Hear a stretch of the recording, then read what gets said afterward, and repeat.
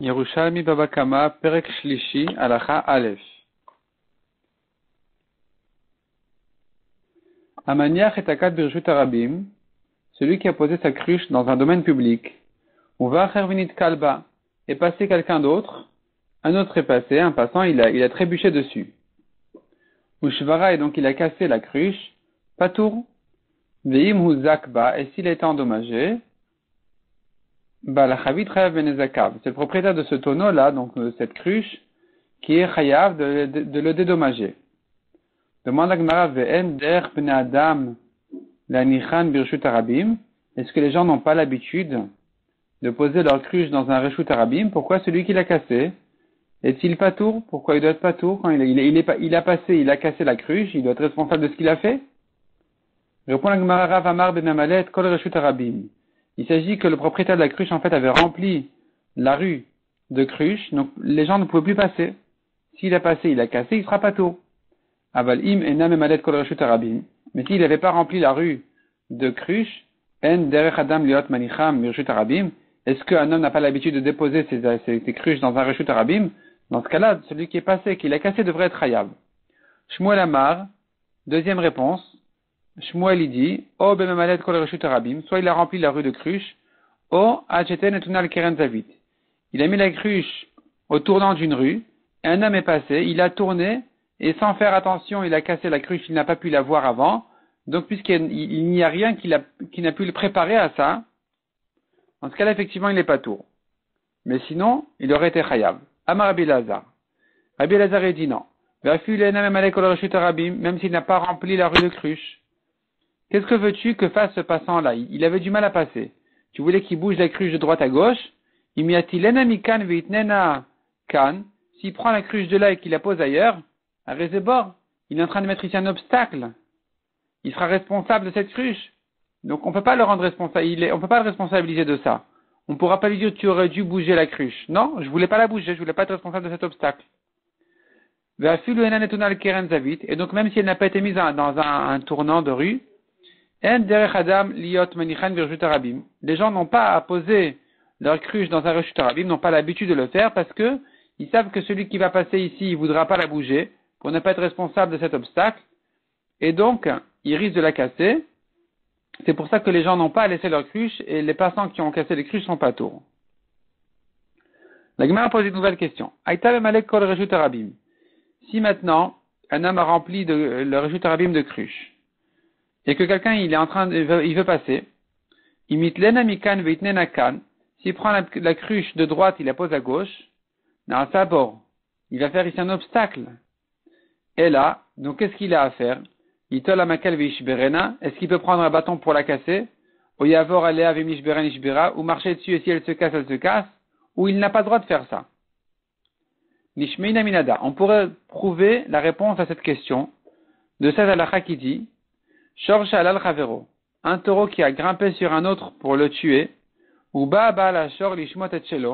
le propriétaire du taureau inférieur est venu pour tirer son taureau d'en dessous, ou bien que le taureau lui-même, il s'est débarrassé, le taureau inférieur s'est débarrassé, s'est tiré du taureau de sur lui, venafal ou met, et donc le taureau méchant d'en haut est tombé et il est mort, patour. Im de chayo venafal ou met chayav, mais s'il a poussé le taureau d'en haut, il est tombé et il est mort, il est chayav. Velo yachil meimarle. Est-ce que le mazik, le propriétaire du taureau qui est mort, ne pourra pas dire non, en fait, ici, c'est le nizak. C'est-à-dire, le propriétaire du taureau qui est mort, au début, il était mazik, il est devenu nizak. Est-ce qu'il ne peut pas lui dire, ilush vakta, pourquoi tu as tué mon taureau? Si tu l'avais laissé tuer le tien, avinaya, ivlach nizker, je t'aurais dédommagé. Donc pourquoi ici, tu es venu et tu as causé la mort à mon taureau? En réalité, ça, d'après le Pnei Moshe, ça c'est déjà la réponse. C'est-à-dire comme ça. La Gemara voulait prouver de là qu'un homme n'a pas le droit de venir et pousser le taureau d'en dessous. Il peut tirer son taureau d'en bas. N'a pas le droit de pousser le taureau il n'a pas le droit de pousser le taureau du dessus, pardon. Le taureau d'en haut, il pourra pas le pousser.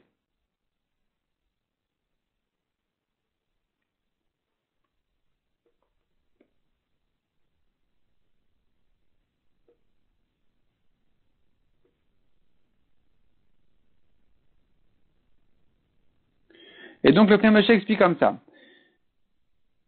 Le taureau qui est mort devrait dire à l'autre, écoute, je t'aurais dédommagé, pourquoi tu m'as tué?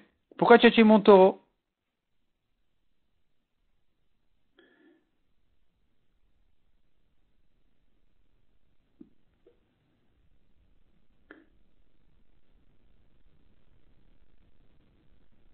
Et pourtant le taureau d'en bas avait le droit de se tirer de là et il sera pas tour. Donc je reprends. On a dit le propriétaire du taureau d'en bas, du taureau menacé, a tiré son taureau. Il a causé la mort au taureau du dessus. Alors que le propriétaire du taureau du dessus aurait pu lui dire, écoute, tu n'avais rien à perdre. Si ton taureau allait mourir, je t'aurais payé. Et pourtant, l'autre, il est pas tour. Celui qui a tiré son taureau, il est pas tour. Donc c'est la preuve qu'un homme n'a pas l'obligation de subir un dommage quand on allait le dédommager. Donc ici aussi, un homme qui doit passer, il a le droit de se juger tout seul, à casser les cruches et les tonneaux qui le dérangent. Même s'il n'a pas vraiment de perte que d'aller se faire juger, et il n'a pas l'obligation de le faire. C'est ce que la Gemara dit ici. Velo yachil memarle. Ça fait partie encore de l'objection, d'après le Pnei Moshe. Donc, velo yachil memarle, est-ce qu'il ne veut pas lui dire, Ilushe vakta, si tu avais laissé mon taureau tuer le tien, avinaya, ivlachnizkar, j'aurais payé le tien. Non, c'est pas un argument. Je n'ai pas à laisser mon taureau mourir, même si tu allais me dédommager. Et donc ici aussi, comme on a dit, il pourrait casser les tonneaux. La Gemara dit non, c'est pas la preuve. Odhudu yachil memarle, il pourrait encore lui dire, Ilushe vakta, si tu avais laissé ton taureau tuer le mien, avitaya ivlachinezek, tu n'aurais payé que la moitié. Parce qu'un taureau qui a encore né un autre, ou qui a blessé, qui a tué un autre taureau, quand il est tam, il paye que la moitié.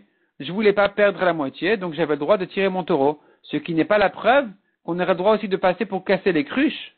Ça non, ça tu as qu'à te faire juger. Va au Beddin. La Gemara dit, Hagat, imagine-toi, Shayamouad, si le taureau qui est mort, le taureau d'en haut, il était un taureau mouad, alors qu'est-ce qu'il pourra dire ici? Est-ce que ici, normalement, il n'avait rien à perdre. Si son taureau allait mourir, l'autre aurait dû le dédommager complètement. Et pourtant, il a le droit de se juger à lui-même en tirant son taureau pour se protéger. Donc, ça revient à la preuve. Revient à la preuve qu'un homme peut casser les cruches. La Gemara dit non. Lo kol mimer, she'em echazer imach al bate dinim. Le taureau d'en bas pourrait dire au taureau d'en haut, le propriétaire, écoute, c'est pas toi qui vas maintenant, pas tout ce que tu as envie de faire, tu vas me faire maintenant, que d'aller me faire tourner dans des bâtés d'inim, de passer d'un badin à un autre, pour aller te réclamer, pour demander que tu me payes le taureau qui est mort. Donc j'avais le droit d'éviter maintenant ce casse-tête et de tirer mon taureau pour me protéger. Tandis que dire un homme qu'il peut marcher sur des cruches et les casser, ça non. Ça on ne lui aurait pas, il n'y a pas de preuve de là qu'on va lui permettre ça aussi. De même, demande la Gemara, Eni achavit birshut arabim. Reuven a déposé son tonneau dans un reshut arabim. Il est venu Shimon, il a appuyé son tonneau sur celui de Reuven. Uvar et Arishon, Itol Shelon, Reuven il vient récupérer son tonneau. Mais il a un problème, Imitlen amikan, Vitnenakan. S'il prend maintenant le taureau de Shimon, et il va l'appuyer sur un autre mur ou sur ailleurs, un autre endroit, Naasabor, il aura mis là-bas un obstacle dans un reshut arabim, il n'a pas envie. Donc maintenant, il veut tirer son taureau, son tonneau, et celui de Shimon qui s'appuie sur le sien va se casser. Qu'est-ce qu'il fait? Et là, est-ce qu'il peut donc prendre le bâton et la casser? Ou marcher dessus quand il a besoin de passer, et si elle se casse, elle se casse. Qu'est-ce qu'il fait maintenant avec le tonneau de Shimon? Qu'est-ce qu'on en fait maintenant? Nishmeina minada. La Gemara dit, on peut répondre à cette question d'une halakha qui ressemble un petit peu, qui ressemble aussi un peu au cas d'avant. Shor shala bechavero. Un taureau qui s'apprête à monter sur un autre taureau il commence à monter pour le tuer. Uba balashor veshamto mitartav. Il est venu le taureau d'en bas, il a tiré son taureau. Im ad shelo ala shamto v'nafal umet patour. Si maintenant le taureau d'en haut n'était pas encore vraiment monté sur son taureau, et il a tiré à ce moment-là son taureau pour protéger son taureau d'en bas, à cause de ça le taureau d'en haut est tombé, il est mort, il est patour. Ve'im zacha v'nafal umet chayav. Mais s'il a poussé et il est tombé, il est mort, il est chayav. C'est-à-dire que si le taureau était déjà bien monté sur le taureau d'en dessous, et que le propriétaire du taureau d'en bas a poussé le taureau d'en haut et l'a tué comme ça, là, il n'a pas le droit. Là, il est chayav. Parce qu'un homme n'a pas le droit de protéger ses biens en cassant les biens de son ami, en abîmant les biens de son ami, en tuant le taureau d'en haut. Et donc, la Gemara vient répondre à sa question. Quand il concerne le tonneau aussi, c'est pareil. Si quand il protège son tonneau, il prend son tonneau, à cause de ça, il casse le tonneau de son ami, ce sera interdit. Il n'aura pas le droit de casser le tonneau de son ami pour protéger le sien. Amar Rabbi Yossi, de là la Gemara apprend, Betishma Mina, tu apprends de là, Ra'a Matamaim Shotefet. Il a vu maintenant une inondation. Il y a la rivière qui monte, il y a de l'eau qui monte et qui va maintenant inonder tous les champs. Ou Baal et Torsadeu qui s'approche de son champ à lui. Al Chelonich Nesoa même les Torsadeu, tant que l'eau n'est pas rentrée dans son champ, Racha Ilefanotan et Makom Acher, il peut diriger l'eau ailleurs. Comme ici on a vu que tant que le taureau n'est pas encore monté sur son taureau, il aura le droit de se protéger, de tirer son taureau d'en bas, même sur le compte de l'autre taureau. Ici aussi, il aura le droit, tant que l'eau n'est pas arrivée chez lui, il aura le droit de détourner l'eau ailleurs. Mishenich Nesu, mais dès que l'eau est arrivée chez lui, l'inondation est arrivée pour abîmer son champ, En Racha Ilefanotan et Makom Acher. Il n'a plus le droit maintenant de la sortir de là et la mettre chez quelqu'un d'autre. Comme dans le cas où le taureau avait déjà grimpé, était déjà monté complètement sur mon taureau, j'aurais pas le droit de le pousser et de faire tomber. De même, dit la Gemara, En Krisoar Gira, c'est un ministre ou un gouverneur. Adeloyeti En Krisoar Gira, tant qu'il n'est pas arrivé ici, Sharimimar, donc il risque d'arriver maintenant et de demander de réclamer d'argent des gens. Tant qu'il n'est pas arrivé pour réclamer, alors on a le droit de lui dire plan avidiviti. Il y a un tel qui travaille, il y a un tel qui est un marchand. C'est-à-dire, autrement dit, je veux me protéger, que pas tous les impôts et toutes les amendes tombent sur moi. Je dis, écoute, il y a un tel aussi. Mais dès qu'il est arrivé me réclamer, assir, c'est fini, j'ai plus le droit de lui dire, va chez un tel et va chez un tel aussi. Pareil, dans le cas où Haden Arsanai Picha, c'est le responsable des armées du roi, de distribuer les soldats dans les maisons de la ville. C'est-à-dire, si l'armée maintenant traverse un village, ou vient passer la nuit dans un village, il distribue les soldats dans les maisons. Toi, tu prends tant et tant de soldats, toi, tu prends tant et tant de soldats.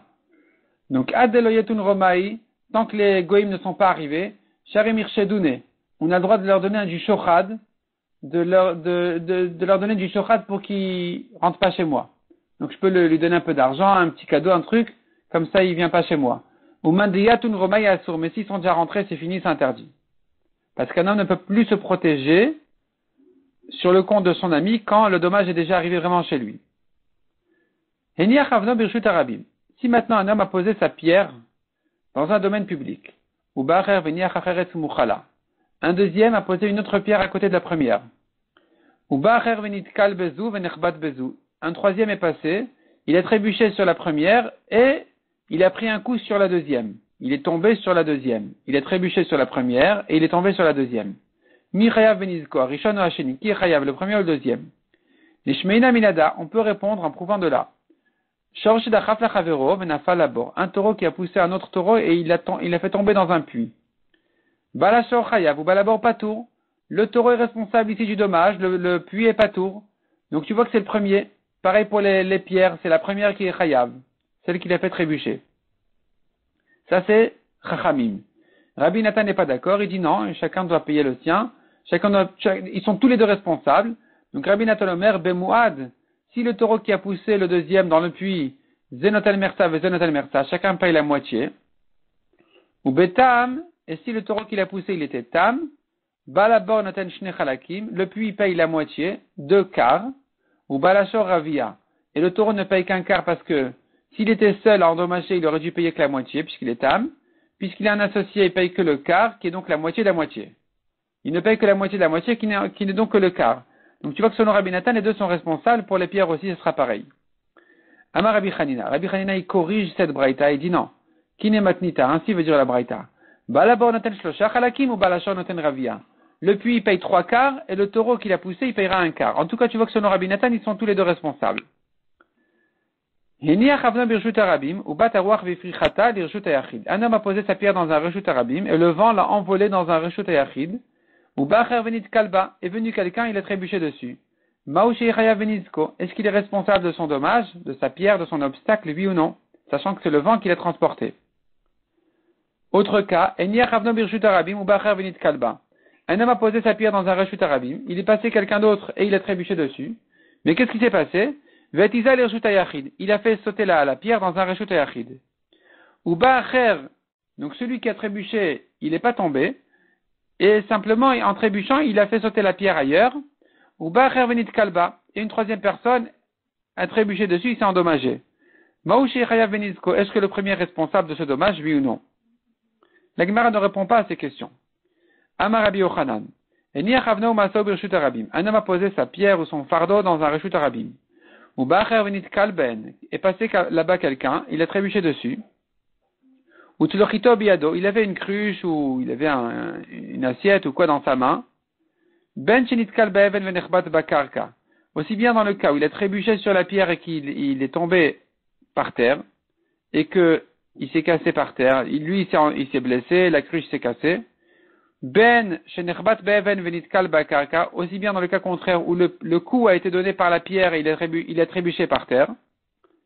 Il avait trébuché de lui-même par terre, mais il a pris le coup sur la pierre. Celui qui a posé la pierre, il est responsable de l'homme qui s'est blessé, mais pas de la cruche qui s'est cassée. Parce que sur bord, un obstacle qui est comme un bord, on n'est pas tour sur des kelim. La Torah a dit, à propos du bord, si un taureau ou un âne est tombé dedans, on apprend de ce passouk-là, un taureau ou un âne, oui, mais des kelim qui sont tombés, des ustensiles, des objets qui sont tombés, ils sont cassés dans le bord, il est pas tour. Donc ici, il sera patour aussi sur la cruche. Mite de Rabbi Yochanan Amar, bor shel nezakin, patour à la kelim. De là, on voit que Rabbi Yochanan y pense qu'un bord, il est patour sur des kelim qui sont cassés dedans. Ve'im beder chatacha, etiach hanizket lochit. Mais si maintenant l'homme n'a pas posé la pierre, il tenait la pierre et il a cogné sur la cruche, comme ça, Reprem Kanevski explique cette phrase-là. Il a cogné sur la cruche s'est cognée sur la pierre qu'un homme tenait en marchant, qui tenait dans sa main. Dans ce cas-là, il sera chayav, ça s'appelle pas un bord, c'est pas un obstacle. Il sera chayav donc dans ce cas-là, même sur la cruche, même sur les kelim.